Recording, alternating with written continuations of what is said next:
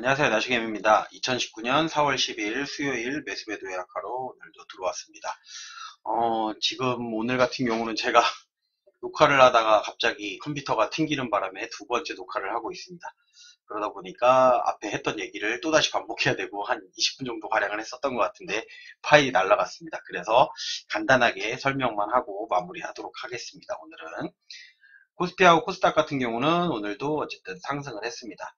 제가 상승을 하면 뭐 강한 상승보다는 어느 정도 약한 상승을 보일 거다라고 말씀을 드렸고, 왜? 수급의 흐름이 계속해서 상승 방향 쪽으로 나오고 있기 때문에, 내일은 옵션 만기일이기 때문에 조금 변동성의 폭은 클 수 있습니다. 그러다 보니까 오늘 공포지수라고 불리는 이 변동성 지수 같은 경우가 이렇게 이례적으로 좀 크게 나왔습니다. 근데 이제 변동성 지수 같은 경우에는 지수 자체를 갖다가 체결이 돼가지고 나오는 지수가 아니고 호가, 그러니까 특정한 호가가 나왔을 때 이제 이렇게 지수가 상승이 되는 거기 때문에 그 극단적인 호가가 등장을 해서 이렇게 올라간 거라고 생각을 하시면 됩니다. 요거 이제 저도 이렇게 나오는 게 처음 봐서 키움증권에다가 전화를 해서 물어봤습니다. 이 수치가 제대로 된 수치가 맞는지 확인을 해봤는데 제대로 된 수치는 맞고, 실질적으로 이러한 호가를 갖다가 극단적인 호가를 만들려고 한다 그러면 개인들 같은 경우는 불가능해요. 옵션을 갖다가 이제 해보신 분은 아시겠지만, 옵션에서 내가 이 호가에다가 체결가를 걸겠다라고 하면은 증거금이 필요한데, 그 폭이 크면 클수록 증거금이 엄청나게 필요합니다. 그러니까 보증금이라든지 넣어날 예수금이 엄청나게 많아요. 그러니까 극단적인 효과를 개인들이 만들 수는 없다. 그럼 이런 효과를 누가 만들었느냐? 그러면 마지막에 매수 들어온 사람이 누구냐를 살펴보면 되겠죠. 그 매수 들어온 사람은 외국인이었습니다. 물론 기관도 들어왔고, 둘 다 기관이랑 외국인 둘 다 변동성을 키우기 위한 양매수를 갖다가 진행을 하면서 3시 넘어서부터 이런 호가를 만들었어요. 왜냐하면 개인들 같은 경우가 이제 애매하게 주니까 안 판다라는 거죠. 근데 이런 변동성 지수를 크게 만들어 버리니까 개인들이 또 매도를 해버렸죠. 이렇게. 그러면서 외국인 같은 경우는 제가 말씀드렸듯이 달러를 갖다가 이렇게 어제도 그제도 이렇게 수급이 들어왔었죠. 외국인 같은 경우가 수급이 들어왔는데 얘네 달러가 1140원이 넘었었는데 왜 수급이 들어오느냐라고 했는데, 여기서 이제 해결할 수 있는 방법은 달러 매도를 하면서 개인들에게 물량을 떠넘기면서 달러를 낮추면서 자기들이 들어온 수급을 갖다가 이제 거기에서 환차손을 본 거를 갖다가 복구할 수 있는 방법이 있다. 그러니까 개인들 같은 경우는 올라야만 수익이 나는 구조지만, 얘네 같은 경우는 다른 파생 상품이랑 이렇게 연동을 시켜가지고 차익거래를 한다거나 이렇게 해지 전략을 써가지고 방법을 다양하게 할 수 있다라고 제가 말씀을 드렸었습니다. 역시나 제가 예상했던 대로 그렇게 하면서 이제 외국인 같은 경우가 수급이 들어오고, 심지어는 안 되니까 공포지수까지 이렇게 끌어올려서 변동성 지수까지 끌어올리면서 이제 허위 매물을 올려놓은 거죠. 우리가 이제 장 시작하기 전에라든지 장 끝날 때쯤 되면 이렇게 동시호가로다가 나올 때 상한가가 있었는데 실제 시작가는 상한가가 아닌 것처럼 그런 식의 호가를 갖다가 만들었다라고 생각을 하시면 좋을 것 같습니다. 실제 거래되지도 않는 가격으로다가 올려놨기 때문에 변동성 지수가 이렇게 켜졌다. 실질적으로다가 체결이 되면서 거래가 될 때는, 대체적으로 주가가 상승할 때는 변동성 지수는 마이너스를 보이는 게 정상이고요. 그리고 주가가 내려갈 때 같은 경우에는 이 변동성 지수가 점점점 커지면서 이제 주가의 그 압력을 갖다가 실질적으로 볼 때 사용하는 지수는 맞습니다. 하지만 이렇게 옵션 만기일이 내일같이 다가왔을 때는 이렇게 과도한 그 변동성 지수가 나오는 거에 대해서 주의를 해야 됩니다. 하지만 실질적으로 지수가 안 떨어지고 수급의 흐름이 변하지 않는다라고 하면 여러분들이 속을 필요는 없었어요. 그런데 많은 개인들이 이렇게 속았다라는 거는 여기서 이제 현물을 보면 알겠죠. 물론 선물도 이렇게 매도를 했고, 하지만 실질적으로 미 선물 같은 경우에는 그러한 상황 속에서도 크게 움직임이 없었습니다. 그런데 이제 대부분은 이제 이런 걸 보니까 겁먹죠. 대부분 사람들이 겁을 먹기 때문에 이제 매도를 하는 거예요. 저 같은 경우에도 사실 그럴 수도 있다라는 생각이 들기 때문에 실질적으로 그런 호가에다가 걸어놨는데 정말 반대매매가 당한다든지 이렇게 해가지고 팔리는 경우가 있단 말이에요. 그렇기 때문에 그럴 가능성도 대비해서 매수보다는 매도 쪽으로 신경을 썼어요. 그리고 그렇게 하다 보니까, 그리고 마지막 부분에 그렇게 해서 이제 매수가 들어와서 비차익 같은 경우도 마이너스였다가 플러스로 돌아서면서 어쨌든 시장은 그렇게 위험한 시장이라기보다는 조금 안정적인 시장이다. 실제 시장은 그래요. 근데 변동성 지수로다가 약간 허위로다가 이렇게 올려갖고 공포지수를 늘렸다라고 보시면 좋을 것 같습니다. 실질적으로 달러 환율도 좀 빠졌죠. 그리고 대차 같은 경우는 뭐 오늘은 좀 증가했겠죠. 증가는 했어요.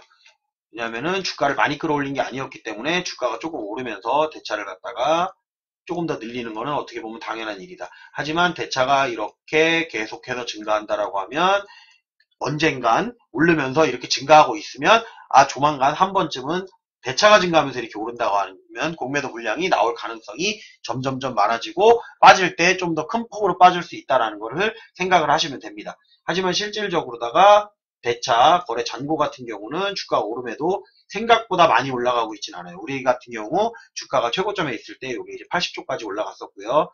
이제 작년에 그 주가가 가장 낮았을 때였죠.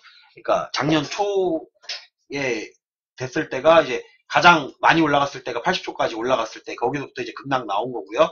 그리고 최저점까지 갔을 때가 60조 정도. 그러면 지금 이쪽에 조금 더 가깝다라고 생각을 하시면 돼요. 그래서 아직은 올라갈 수 있는 구간은 조금 더 남아 있다라고 생각을 하시고 보시면 될 것 같아요. 물론 이제 내일 모레 브렉시트, 노딜 브렉시트가 현실화가 된다라고 하면 또 주가는 떨어질 수도 있어요. 그리고 지금 트럼프가 뭐 하고 있죠? 나는 관세면이다 또 시작했죠? 이제 중국하고 어느 정도 해결된다 싶으니까 이제 유럽 찌르고 일본 찌르고 계속 찌르고 있습니다. 그러다 보니 뭐 캐나다도 찌르고 하여튼간 전 세계 어느 나라 정말 관세면 맞습니다. 관세 갖고서 계속 여기저기 쑤시고 다니기 때문에 주가의 방향은 또 어떻게 될지 모른다라고 생각하시면 좋을 것 같습니다.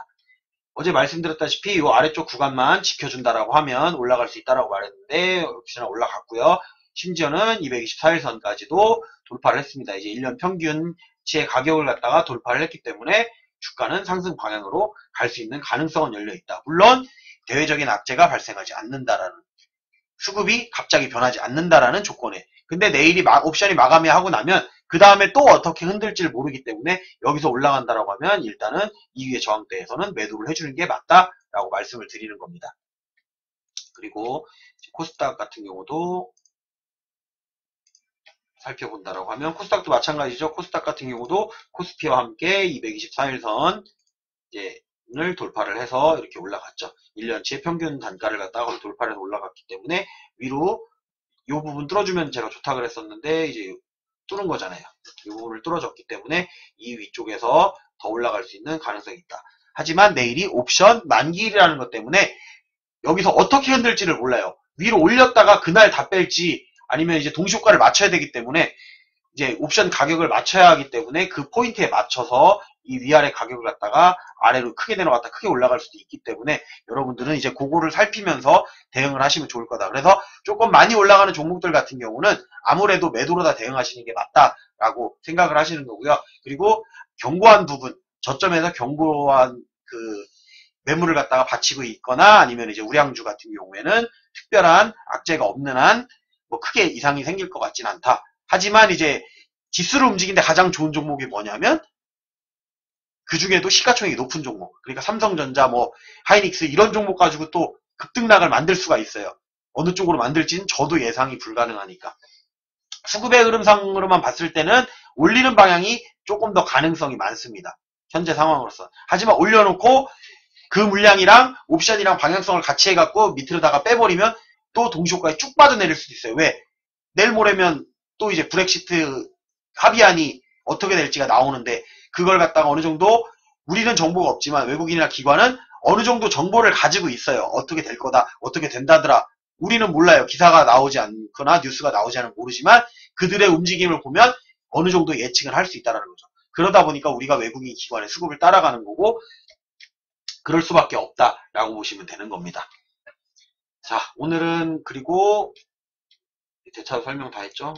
우선 매수매도 예약한 거로다가 살펴봤는데 매수매도 창이 싹 비었습니다.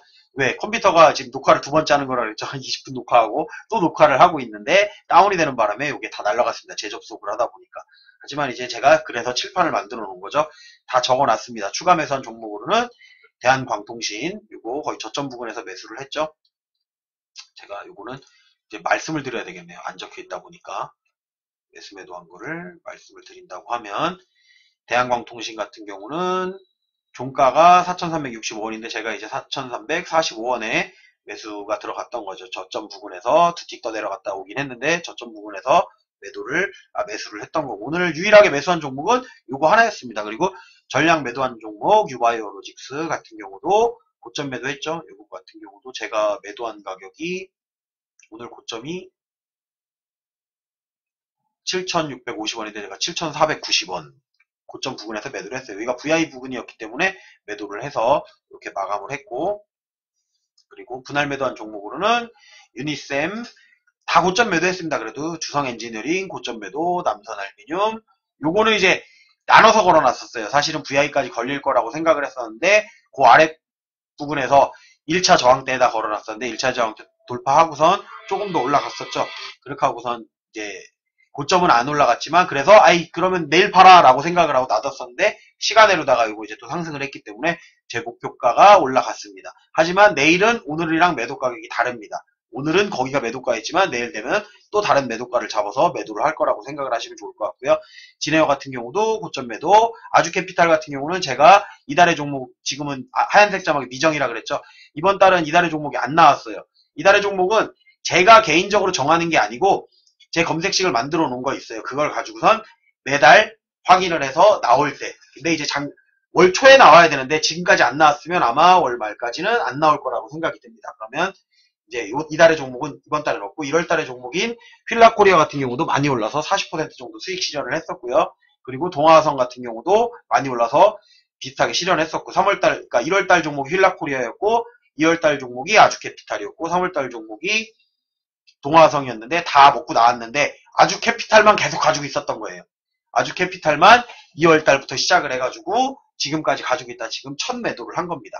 30%가 넘어 있는 상태에서 첫 매도를 한 거고 더 올라간다 그래도 일단은 여기서 매도를 해놓고 올라간다라고 생각했기 때문에 분할 매도를 이제 해놓은 겁니다. 여기서 그렇게 해서 오늘은 이렇게 매도를 해서 마감을 했습니다. 제가 조금 더 아까는 설명을 많이 드렸었는데 설명할 거리가 어떻게 보면 없어져 버렸죠.